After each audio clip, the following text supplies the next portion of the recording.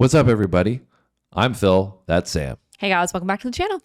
Today we're checking out some more from the U.S. military. We've got the Houthis tried to hit U.S. carrier. Big mistake. Always love the big mistake in all caps. Usually is very accurate. Don't mess with the U.S. Usually is accurate with the capabilities in the U.S. military. Yeah. And it's always informative to go back in time and learn about these specific events. A lot of the events that we have gone into have not been covered seemingly on mainstream media or in the news. Yeah, and or if they things have, that I've never heard of. and if they have been, you just get a snippet of it. These videos are really cool because they allow us to deep dive into it and get way more information and learn about the U.S. military or other militaries in the process. Yeah, it's been so eye-opening, and I knew nothing about the military prior to getting into these videos, so it's been really, really cool to learn more about it. Yeah, you were blown away by the China-U.S. conflict. We did one about the AR-15 recently, which was the engineering process that was insane. Yeah, it's been really cool to learn more about the different weaponry they use and like all of the different, like the Navy versus like the aircraft. Well, we and did all the that stuff. Venezuela one, right? Yeah. The Venezuela versus U.S. one. Obviously, that's relevant as well. You're talking about the military power, right? Yeah, I think the biggest thing that's just been so eye-opening to me is I always knew the U.S. military was obviously like superior, but I didn't know by how much. Yeah. And we're really learning by how much. Yeah. Yeah. Anyway, so we're going to get into this one here. We don't really have much information on it because, you know, a lot of times with these events, if you just look into too much, you're going to kind of spoil the video. So we're hoping that they're going to give us the details of what happened here and drop into things. But if anything is inaccurate in this, make sure you drop a comment down below because we do read the comments after the fact and it helps us learn a little bit more about the event. So do so on this one.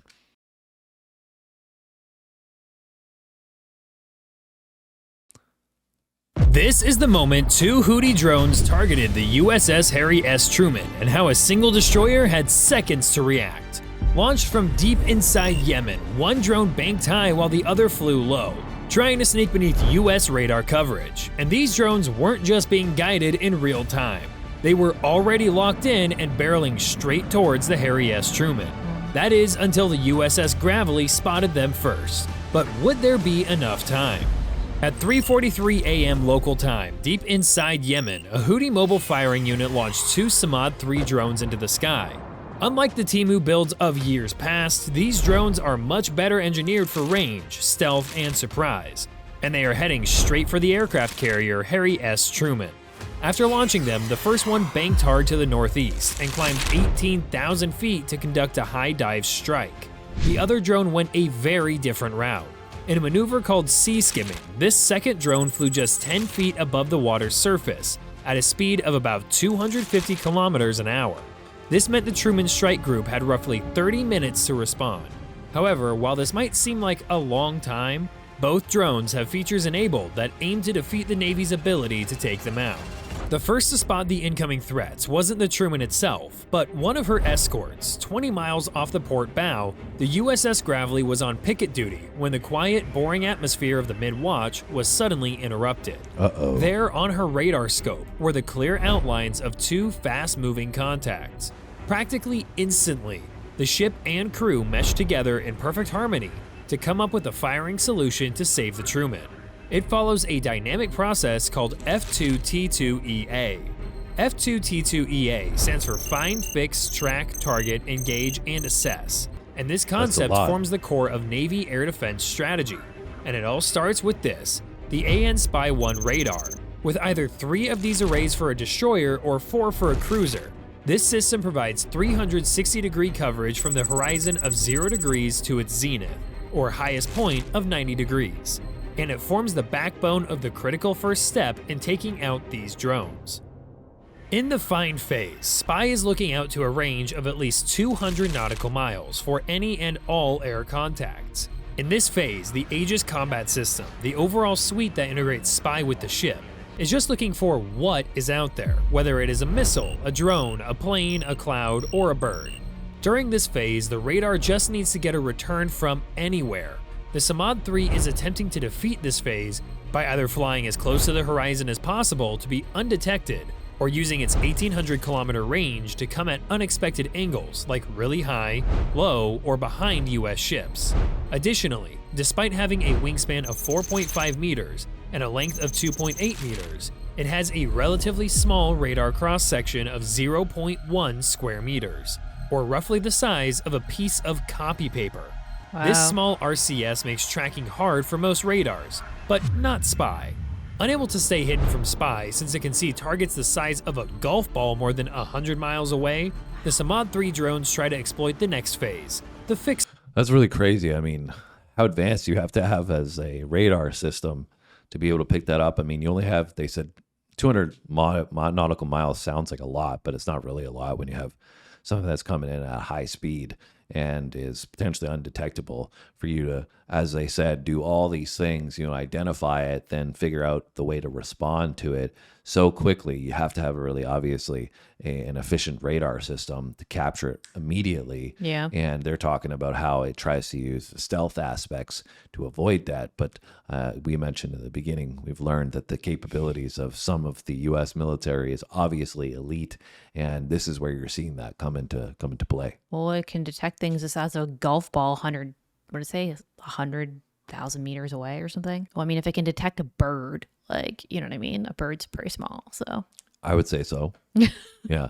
So yeah, pretty incredible stuff from the radar system alone. Mm-hmm. Yeah, the equipment that they're using. More than 100 miles away, the Samad 3 drones try to exploit the next phase, the fix phase.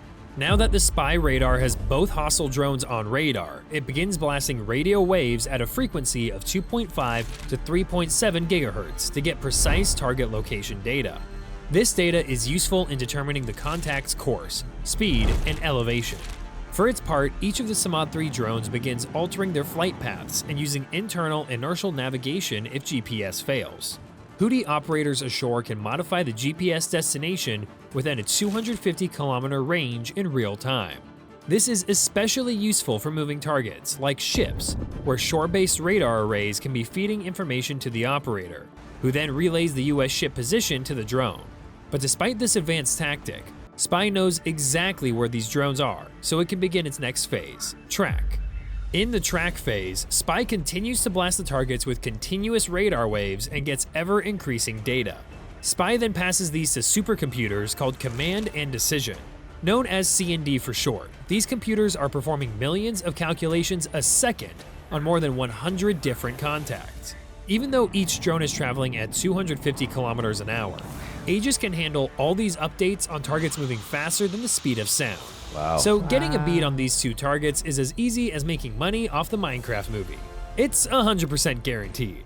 With firing control solutions now developed on the two targets, there is just one more stage left before missiles leave the cells: weapon selection.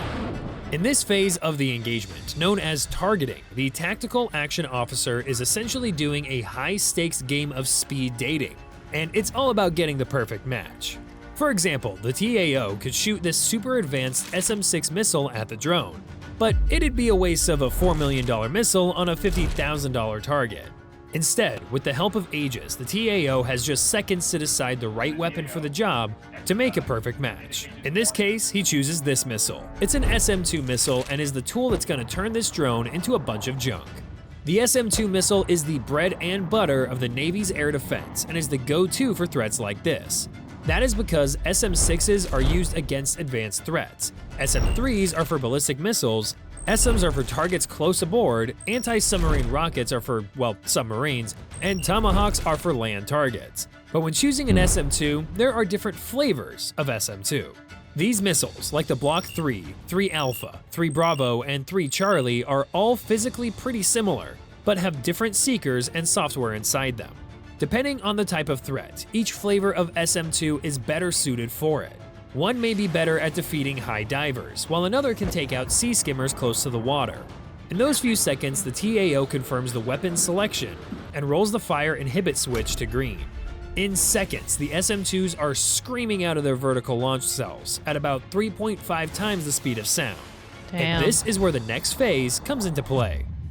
In the engagement, Really crazy how many different missiles there are. I mean, it makes sense as to why they become so efficient, right? If you have such a wide selection, an array of different tools that you can use for the particular circumstance that you're in, then obviously your success rate goes up. And that's what they're doing by having such a wide usage of of missiles that they can specify for specific targets that are taking a specific path. That's really mind-blowing to me. I had no idea that they did that. I mean, you just hear missiles, right? Yeah, I had no idea either. But it makes sense, like when you think about it, because I think it probably takes way less time to just have all of these different things pre-programmed into like what the, obviously you need to put the target destination, but it's pre-programmed as to like what it's specifically supposed to be doing versus having just one missile and you need to like make all these modifications to it when you're trying to set it out when speed is king, right?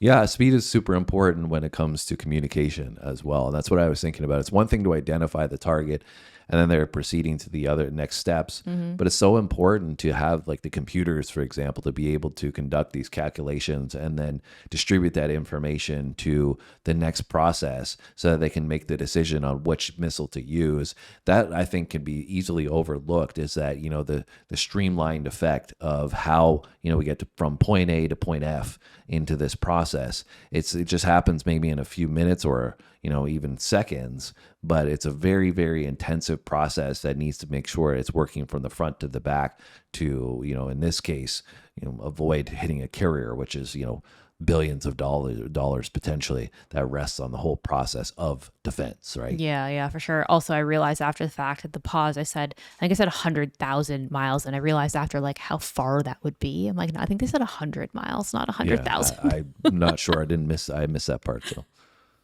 speed of sound. And this is where the next phase comes into play. In the engagement phase, spy radar establishes uplink with the missiles while in flight. At a speed of dozens of times per second, the spy is essentially asking the missile where it is, and the missile responds. Spy then gives directions to the missile on course changes to steer to get towards the target. As the SM-2 closes within range of the drones, they enter what is called the terminal phase of flight. These radars become absolutely crucial. These 7.5 by 7.5 radar arrays are the AN/SPG-62 radar arrays and are the core component of the Mark 99 fire control system. As we just went over, Spy is responsible for guiding the missile until it gets to its last 60 seconds of flight. When it hits this waypoint, the illuminators begin blasting each drone with about 10 kilowatts of power dozens of times a second. These radar waves are somewhere in the 8 to 12 gigahertz range.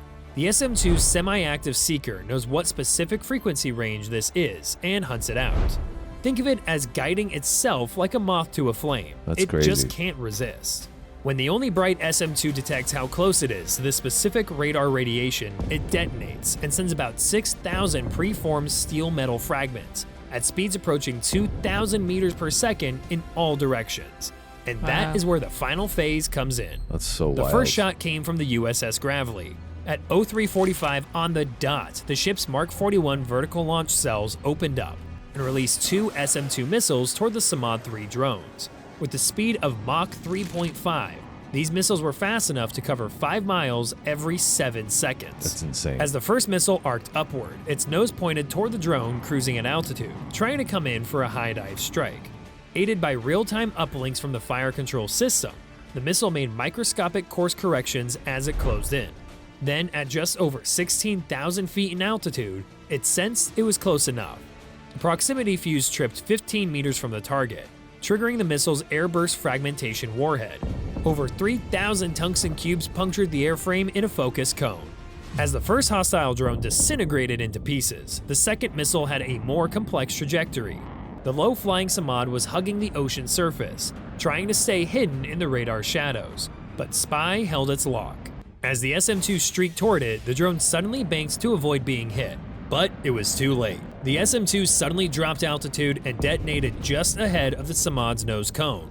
Metal fragments shredded the airframe, and what remained cartwheeled into the sea, vanishing beneath the waves. After the SM-2s detonated, Spy continually reassessed the debris field to see if there was anything left that could still be a threat. As long as something meets the course, speed, and profile of known hostile missiles, drones, or aircraft, Aegis and the crew for that matter can still view it as a threat. This means the crew will keep launching missiles until the radar scope is completely clear. But while the scope may have looked clear for now, little did the sailors of the Truman Strike Group know that this was not the end of the strike. Unknown to the Truman Strike Group crews, the Houthis were preparing a new kind of strike that didn't rely on aging cruise missiles or repurposed Soviet hardware. This time, they were sending in a new weapon that some call the poor man's cruise missile. To the untrained eye, the Kasef 2K might look like a cheap knockoff drone, but its origins are far more sophisticated. It's a loitering munition, often called a one-way drone, and a weapon the Houthis hope will turn the tide of the battle. Based almost entirely on the Iranian Ababil T design, the Kasef 2K is manufactured from components smuggled into Yemen from Iran, and then assembled in-country by Houthi forces. At its core, it's a flying explosive payload with wings. Each unit carries up to 30 kilograms of high explosives, designed to detonate just 10 to 20 meters above the ground or slam into a ship's deck, showering everything below with metal fragments across a radius of up to 80 meters. These drones aren't guided in by operators with joysticks. They're pre-programmed to fly to GPS coordinates using inertial guidance, meaning they can be launched in swarms without requiring line of sight or real-time control. They just fly, find their target, and detonate. Wow. Their operational range stretches between 100 and 150 kilometers, and with an endurance of 100 minutes and a cruising speed of 250 kilometers per hour, they're more than capable of reaching a U.S. Navy task force operating offshore. Powered by a simple piston engine and capable of reaching altitudes up to 5,000 meters, the Kasef 2K isn't fast or stealthy, but it doesn't have to be. Its strength lies in numbers. Unknown to the strike group, the Houthis have secretly pulled out dozens of these drones from a secret stash, and they are heading straight towards the strike group. Bye for now. How could you do that? Left me on a cliffhanger. I was like, what do you mean we're coming to the end of the video here? I don't think you're going to get much detail in how they resolved this problem, but now they've left us on a cliffhanger. This incentivizes you to want to watch the next video and figure it out. I guess we're going to have to do that, Samantha. Watch, it's going to be like an hour-long video. But, really interesting, I found the way the missile actually works, how it kind of feeds itself its flight path. Really, really insane how intricate it is, the design. I mean, we had said that when we talked about the AR-15, right? Mm-hmm. How intricately designed it was and engineered. You see that taken to the next level when you look at something like that with the missile in terms of, even the impact and the, the way it's targeting the target at that point. It's not, just looking at a direct impact. It just gets close enough as possible to then, inflict damage, but not in the way that you perceive like a missile-on-missile contact type thing, right? So just kind of self-implodes and then destroys anything in its wake. So I'm blown away by who came up with this stuff, like who was sitting down thinking, yeah, we won't do it this way. We'll do it this way. Like it just, obviously like the engineering of it, you have to brainstorm it and then put it together. Really wild stuff. I mean, how much effort goes into some of these weapons. It's also kind of crazy when you think about it, even those ones they were talking about at the end there that seemed relatively simple. Like on one hand, you're like, oh, you just put in the coordinates and it goes. But when you think about it like that, this thing just then has its own autonomy to like go and follow this instruction. But it's like there's nobody driving it. There's nobody controlling it. It's like once you set it off, it's just in the free air to hopefully work as anticipated. Like, well, this is what we've said on other videos. People have been using artificial intelligence for a lot longer than we realize. Yeah, it's just becoming, more embedded in our everyday lives. Yeah. Right. Anyways, the Houthi, how do they say it? Houthis, I think. Houthis, right? Yeah. Not Houthis, like I said. Houthis, I think. Houthis tried to hit U.S. carrier, and apparently it was a big mistake, but we're not entirely sure if that's true because we didn't see the end of it. We haven't got that far yet. I'm going to guess that it probably is. But you guys can give us some insights down below on anything that we commented on in the video. We appreciate all your support, so hit that like button, and make sure you subscribe if you haven't done so already. Have a great day. We'll see you on our next video. Thanks for watching.